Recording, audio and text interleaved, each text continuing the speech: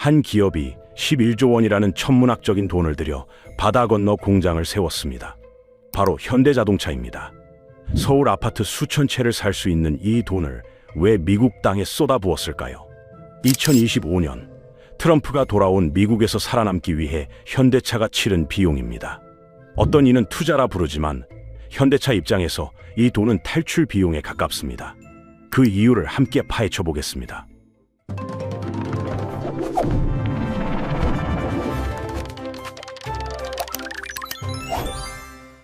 현대자동차가 미국 조지아주에 80억 달러, 우리 돈으로 11조 원이 넘는 돈을 투자했습니다. 이 돈이면 웬만한 중소기업 수백 개를 인수할 수 있고 서울 강남 아파트 수천 채를 살 수 있습니다. 그런데 왜 현대차는 이 돈을 고향인 한국이 아닌 바다 건너 미국에 쏟아부었을까요? 단순히 미국 시장이 크기 때문은 아닙니다. 물론 미국은 세계 2위 자동차 시장입니다. 하지만 시장 크기만으로는 이 결정을 설명할 수 없습니다. 현대차는 이미 수십 년 전부터 미국에 차를 팔아왔고 엘라베마에도 공장이 있습니다. 그런데 왜 지금 이 시점에 이렇게까지 큰 돈을 투자한 걸까요? 결론부터 말씀드리면 경영진의 머릿속에는 확장이 아니라 생존이라는 두 글자가 박혀 있었기 때문입니다. 이 돈을 쓰지 않으면 미래가 없다고 판단했습니다. 자동차 산업은 규모의 경제가 지배하는 세계입니다. 쉽게 말해 차를 많이 팔수록 대당 생산 비용이 줄어들고 이익이 늘어나는 구조입니다. 한국 내수 시장만으로는 글로벌 경쟁에서 이길 수 없습니다. 그래서 현대차는 일찌감치 수출에 사활을 걸었습니다. 한국에서 차를 만들어 미국으로 보내는 방식이었습니다. 이 전략은 오랫동안 잘 먹혔습니다. 한국의 숙련된 노동력, 잘 갖춰진 부품 공급망, 그리고 상대적으로 유리한 환율 덕분이었습니다. 그런데 이 공식이 깨지기 시작했습니다. 미국이 게임의 규칙을 바꿔버렸기 때문입니다. 트럼프 대통령이 수입 자동차에 25% 관세를 때리겠다고 선언했습니다. 전기차 보조금도 미국에서 만든 차에만 주겠다고 했습니다. 한국에서 아무리 좋은 차를 만들어 보내도 미국 소비자에게는 가격 경쟁력이 사라지는 상황이 된 겁니다. 게다가 전기차 시대로 넘어가면서 게임의 판 자체가 바뀌고 있었습니다. 테슬라 같은 새로운 강자가 등장했고 중국 전기차 업체들도 무서운 속도로 치고 올라오고 있었습니다. 기존 방식을 고수하다가는 도태될 수밖에 없다는 위기감이 현대차 경영진을 진슬렀습니다. 결국 현대차는 울산이 아닌 조지아를 선택했습니다. 한국을 떠나 미국의 새 둥지를 틀기로 한 겁니다. 11조 원은 투자가 아니라 살아남기 위해 치러야 하는 비용이었습니다. 그렇다면 그 구조적 변화란 무엇일까요? 현대차를 옥죄어온 요인들을 하나씩 살펴보겠습니다. 현대차 하면 많은 분들이 노조를 떠올립니다. 강성 노조가 현대차의 발목을 잡았다는 이야기는 이미 수십 년째 나오고 있습니다. 맞는 말입니다. 하지만 노조는 어제 오늘 생긴 문제가 아닙니다. 현대차 노조는 1987년 민주화 이후 줄곧 강력한 영향력을 행사해 왔습니다. 경영진은 수십 년간 이 노조와 씨름해 왔습니다. 그런데 오래된 문제만으로는 갑작스러운 결정을 설명할 수 없습니다. 노조가 문제라면 진작에 떠났어야 합니다. 그렇다면 2020년대에 들어서 무엇이 달라진 걸까요? 두 가지가 달라졌습니다. 첫째는 트럼프의 귀환이고 둘째는 데이터 격차입니다. 2024년 대선에서 트럼프가 다시 백악관에 입성했습니다. 그는 미국 우선주의를 외치며 수입 자동차에 강력한 관세를 예고했습니다. 동시에 바이든 정부가 만들어 놓은 인플레이션 감축법, 줄여서 IRA라고 부르는 이 법은 미국에서 만든 전기차에만 보조금을 주도록 설계되어 있었습니다. 한국에서 만들어 수출하면 보조금 혜택을 전혀 받을 수 없는 구조입니다. 이런 상황에서 경영진이 답답해하는 건 어쩌면 당연한 일입니다. 울산에서 아무리 열심히 차를 만들어도 미국 시장에서는 불리한 조건으로 싸워야 하니까요. 미국에서 만든 테슬라는 보조금을 받아 가격 경쟁력을 갖추는데 한국에서 만든 현대차는 같은 혜택을 받지 못하는 겁니다. 두 번째 변화는 기술 경쟁입니다. 전기차 시대로 넘어가면서 자동차는 단순한 기계가 아니라 움직이는 컴퓨터가 되어가고 있습니다. 누가 더 많은 주행 데이터를 모으고 더 똑똑한 소프트웨어를 만드느냐가 승부를 가르는 시대가 온 겁니다. 테슬라는 이미 수백만 대의 차량에서 실시간으로 데이터를 수집하고 있습니다. 현대차는 이 경쟁에서 뒤처져 있습니다. 노조 문제가 늘 있었던 문제라면 트럼프와 데이터 격차는 새롭게 등장한 변수입니다. 오래된 문제에 새로운 변수가 더해지자 현대차는 더 이상 한국에 머물러 있을 수 없다고 판단했습니다. 경영진에게 남은 선택지는 하나였습니다. 미국으로 가는 것. 그렇게 11조 원짜리 결정이 내려졌습니다. 2025년 4월 트럼프 대통령이 수입 자동차에 25%의 관세를 부과했습니다. 관세란 외국에서 들어오는 물건에 붙는 세금입니다. 25%라는 숫자가 어떤 의미인지 구체적으로 살펴보겠습니다. 한국에서 만든 3천만 원짜리 차가 있다고 가정해 보겠습니다. 이 차를 미국에 수출하면 25%의 관세가 붙어서 750만 원이 추가됩니다. 같은 차가 미국 소비자에게는 3,750만 원이 되는 겁니다. 반면 미국에서 만든 차는 관세가 없으니 그대로 3천만 원입니다. 같은 차인데 가격이 20% 이상 차이 나는 셈입니다. 어떤 소비자가 750만 원을 더 내고 수입차를 사겠습니까? 이 과정에서 현대차가 겪은 압박은 만만치 않았습니다. 2025년 상반기에만 현대차와 기아가 관세로 인해 추가 부담한 비용이 4조 원을 넘어섰습니다. 이익이 아니라 비용입니다. 팔아서 남기는 돈이 줄어드는 게 아니라 팔기도 전에 세금으로 나가는 돈이 4조 원이라는 뜻입니다. 다행히 2025년 10월 한미 양국이 협상을 통해 관세율을 15%로 낮추는 데 합의했습니다. 하지만 15%도 결코 가벼운 숫자가 아닙니다. 여전히 한국에서 만들어 수출하면 불리할 수밖에 없는 구조입니다. 관세만 문제가 아닙니다. 바이든 정부가 만들어 놓은 인플레이션 감축법은 트럼프 시대에도 유지되고 있습니다. 이 법에 따르면 미국에서 최종 조립한 전기차에만 최대 7,500달러, 우리 돈으로 약 1천만 원의 세금 공제 혜택을 줍니다. 한국에서 만든 아이오5를 미국에 수출하면 이 혜택을 받을 수 없습니다. 하지만 조지아 공장에서 만든 아이오니오는 받을 수 있습니다. 가격 경쟁은 숫자 싸움입니다. 1천만 원 차이는 소비자의 선택을 바꿉니다. 테슬라 모델 Y와 현대 아이오니이브가 비슷한 성능이라면 1천만 원 싸게 살 수 있는 쪽을 선택하는 게 인지상정입니다. 현대차가 미국 땅에 공장을 세운 가장 직접적인 이유가 바로 여기에 있습니다. 현대차만 이런 고민을 하는 것은 아닙니다. 독일의 폭스바겐은 전 세계 자동차 업계에서 가장 오래된 거인 중 하나입니다. 1937년 히틀러 시대에 세워져 88년의 역사를 자랑하는 회사입니다. 한때 세계 자동차 판매량 1위를 차지했고 독일 경제의 상징과도 같았습니다. 도대체 무엇이 이 거인을 무너뜨렸을까요? 2025년 12월 폭스바겐은 충격적인 발표를 했습니다. 독일 드레스델 공장의 생산을 중단한다는 내용이었습니다. 창사 88년 만에 처음으로 본국 공장의 문을 닫는 겁니다. 드레스덴 공장뿐이 아닙니다. 폭스바겐은 2030년까지 독일 내 일자리 3만 5천 개를 줄이겠다고 발표했습니다. 무엇이 이 거인을 쓰러뜨렸을까요? 크게 두 가지입니다. 첫째, 중국 시장에서 밀려났습니다. 폭스바겐은 한때 중국에서 가장 많이 팔리는 외국 브랜드였습니다. 하지만 중국 토종 전기차 브랜드들이 무서운 속도로 성장하면서 폭스바겐의 입지가 흔들리기 시작했습니다. 비아디, 니오 같은 중국 업체들이 가성비 좋은 전기차를 쏟아내자 폭스바겐의 점유율은 급격히 하락했습니다. 둘째, 전기차 전환이 늦었습니다. 폭스바겐은 디젤 엔진의 명가였습니다. 하지만 2015년 디젤 게이트 스캔들로 타격을 입은 후에도 전기차 전환에 속도를 내지 못했습니다. 테슬라가 전기차 시장을 장악하는 동안 폭스바겐은 여전히 내연기관 중심의 사고방식에서 벗어나지 못했습니다. 여기에 독일의 높은 인건비와 강력한 노조가 발목을 잡았습니다.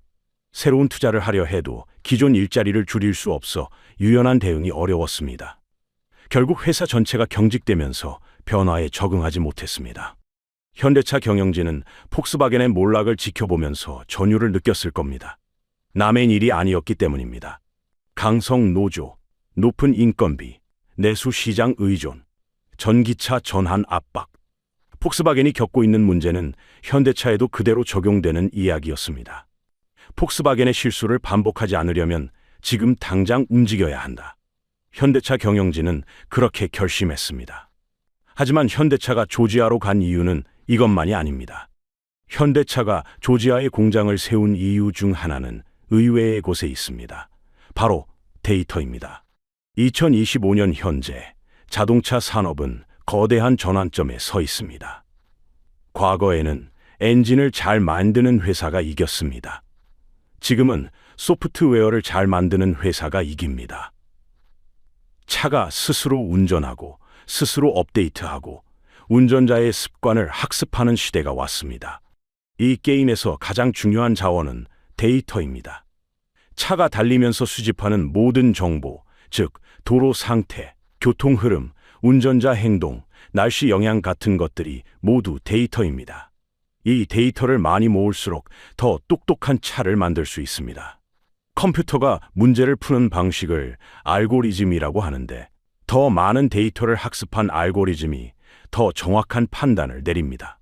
테슬라는 이 경쟁에서 압도적으로 앞서 있습니다. 전 세계에서 달리고 있는 테슬라 차량 수백만 대가 실시간으로 데이터를 본사 서버로 보내고 있습니다. 테슬라의 자율주행 시스템은 이 데이터를 기반으로 매일 더 똑똑해지고 있습니다. 테슬라가 수집하는 데이터 항목의 수가 현대차보다 월등히 많습니다. 업계 전문가들은 현대차와 테슬라의 데이터 격차를 50년이라고 표현합니다. 물론 실제로 50년이 걸린다는 뜻은 아닙니다. 현재 속도로 데이터를 모아서는 테슬라를 따라잡기 어렵다는 의미입니다. 이 격차를 좁히려면 더 많은 차를 팔고 더 많은 데이터를 수집해야 합니다. 조지아 공장은 이 전략의 핵심입니다.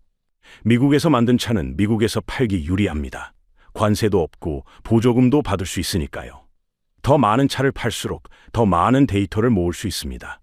데이터가 쌓이면 소프트웨어가 좋아지고 소프트웨어가 좋아지면 더 많은 차가 팔립니다. 선순환이 만들어지는 겁니다. 조지아 공장은 단순한 생산 시설이 아닙니다. 모든 생산 과정이 디지털로 연결되어 자동으로 데이터를 수집하고 분석하는 스마트 팩토리입니다. 이곳에서 현대차는 최신 기술을 실험하고 미래 경쟁력을 키워나갈 계획입니다. 11조 원은 공장 건설비가 아니라 미래 경쟁에 참가하기 위한 티켓입니다. 조지아 공장에 대해 한 가지 오해가 있습니다. 많은 분들이 이 공장을 전기차 전용 공장이라고 알고 계십니다. 처음에는 맞았습니다. 2024년 10월 아이오닉5 생산을 시작했고 2025년 3월부터는 아이오닉9도 양산에 들어갔습니다. 하지만 현대차는 2026년부터 이 공장에서 하이브리드 차량도 만들겠다고 발표했습니다. 하이브리드란 엔진과 전기 모터를 함께 쓰는 방식입니다. 순수 전기차와 내연기관의 중간 단계라고 생각하시면 됩니다.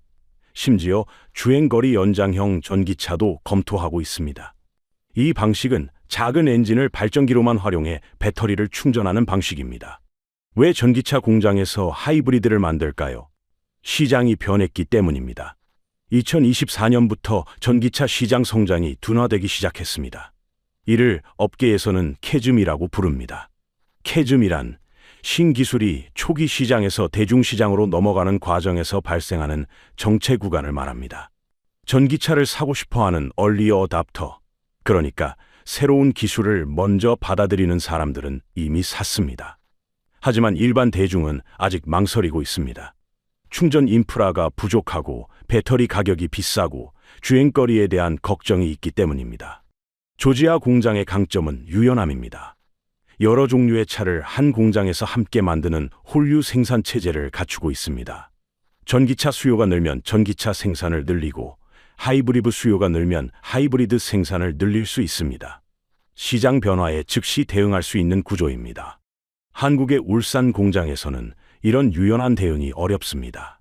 생산 라인 변경에 노조 동의가 필요하고 협상에 오랜 시간이 걸리기 때문입니다. 조지아 공장에는 노조가 없습니다. 경영진이 시장 상황에 따라 빠르게 의사결정을 내릴 수 있습니다. 이것이 현대차가 11조 원을 들여 새 공장을 세운 또 다른 이유입니다. 불확실한 미래에 대응할 수 있는 유연성, 어떤 기술이 주류가 되든 살아남을 수 있는 생존력, 조지아 공장은 그 두 가지를 모두 갖추고 있습니다. 반면 한국에서는 어떤 일이 벌어지고 있을까요? 조지아 공장이 새로운 가능성을 열어가는 동안 한국에서는 시계가 멈춰버린 듯한 상황이 계속되고 있습니다. 울산 공장은 현대차의 심장입니다. 연간 생산 능력 160만 대로 세계 최대 규모의 자동차 공장입니다. 하지만 이 심장이 지금 힘겹게 뛰고 있습니다. 가장 큰 문제는 기술 투자가 막혀 있다는 점입니다. 테슬라는 기가 캐스팅이라는 혁신 공법을 도입해 생산 비용을 대폭 낮추고 있습니다. 기가 캐스팅이란 자동차 차체를 구성하는 수십 개의 부품을 하나의 거대한 알루미늄 주조물로 대체하는 공법입니다.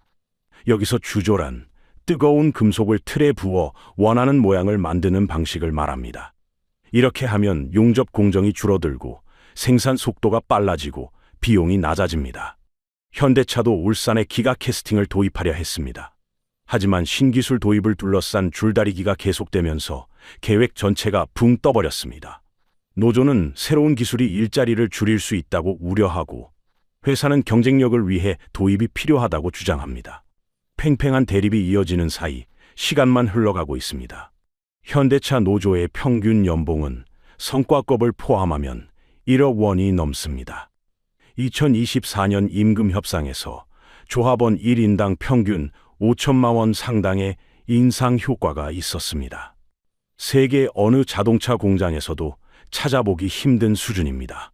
높은 인건비 자체가 문제라기보다 그만큼의 생산성 향상이 뒷받침되지 않는다는 게 문제입니다. 물론 노동자들의 입장도 있습니다. 수십 년간 회사를 키워온 사람들입니다. 새로운 기술이 자신의 일자리를 빼앗아갈 수 있다는 두려움은 이해할 수 있습니다. 하지만 변화를 거부한다고 변화가 멈추지는 않습니다. 글로벌 경쟁은 기다려주지 않습니다. 현대차 경영진의 고민도 깊어지고 있습니다.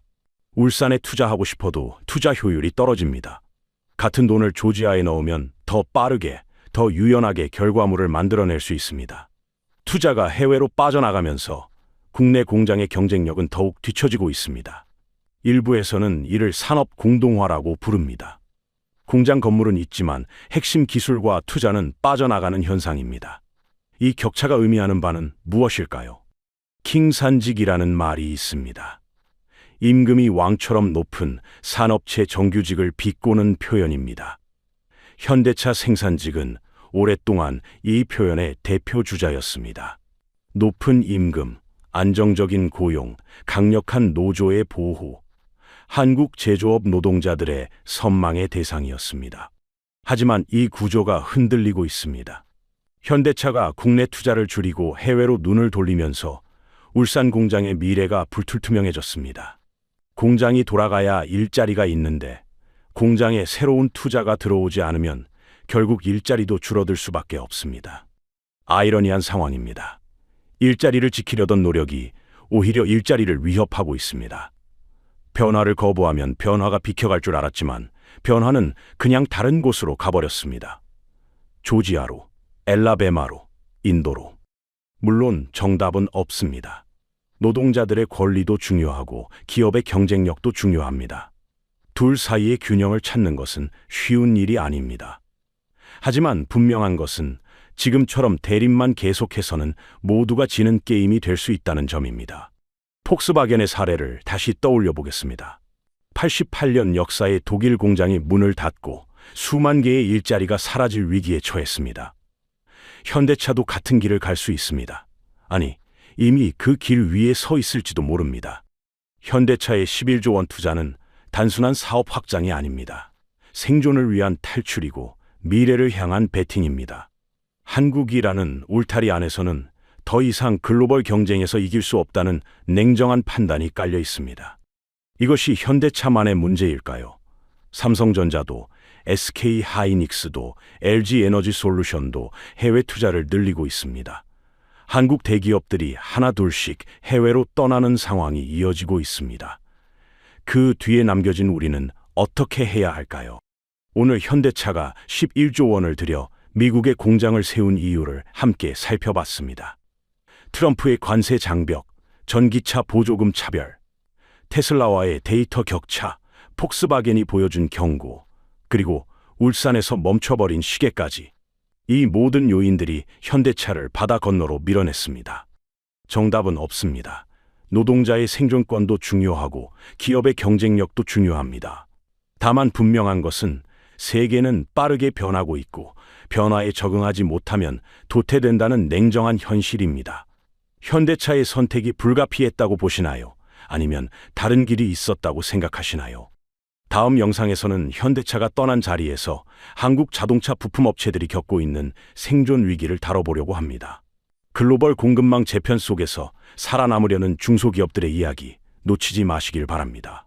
이처럼 복잡한 경제 현상을 쉽게 풀어드리는 영상 앞으로도 계속 만들어가겠습니다. 빠르게 다음 영상을 보시려면 지금 구독과 좋아요 눌러주시면 큰 힘이 됩니다. 그럼 다음 영상에서 뵙겠습니다.